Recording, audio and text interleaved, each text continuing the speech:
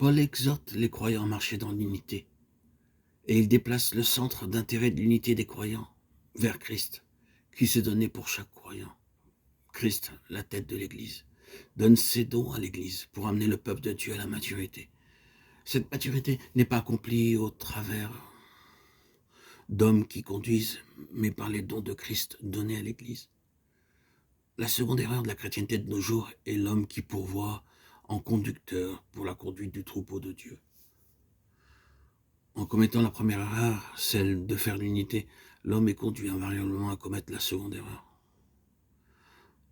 Lorsque Dieu a fait l'unité, il a pris la responsabilité de pourvoir à chaque chose pour cela.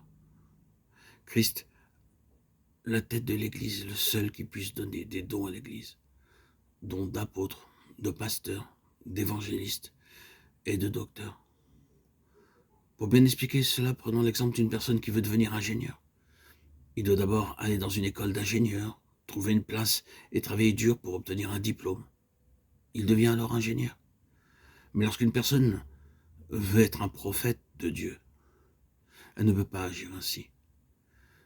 Elle peut aller dans le meilleur des collèges bibliques, étudier pendant de nombreuses années. Mais aucun collège biblique ne peut produire un prophète de Dieu. L'homme ne peut pas produire un conducteur spirituel. L'homme ne peut pas produire les dons de Christ. La plupart des gens qui sortent des collèges bibliques ne sont pas des bergers, mais des mercenaires. C'est un fait bien établi. Ce que le berger fait pour son troupeau et ce que le mercenaire fait. Un berger donne sa vie pour le troupeau. Le mercenaire, lorsque le loup attaque le troupeau, s'enfuit. C'est ainsi que de nombreux mercenaires vont de pays en pays. Ils ne sont pas des bergers, ce sont des mercenaires. Ces mercenaires ne peuvent pas amener le troupeau de Dieu à la maturité. Ils sont eux-mêmes esclaves de l'argent, d'un nom, d'une renommée.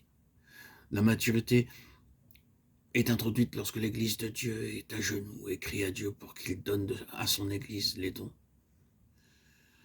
Dieu accordera ce qui est de lui. C'est Christ seul qui peut donner les dons d'apôtres, de pasteurs, d'évangélistes et de prophètes.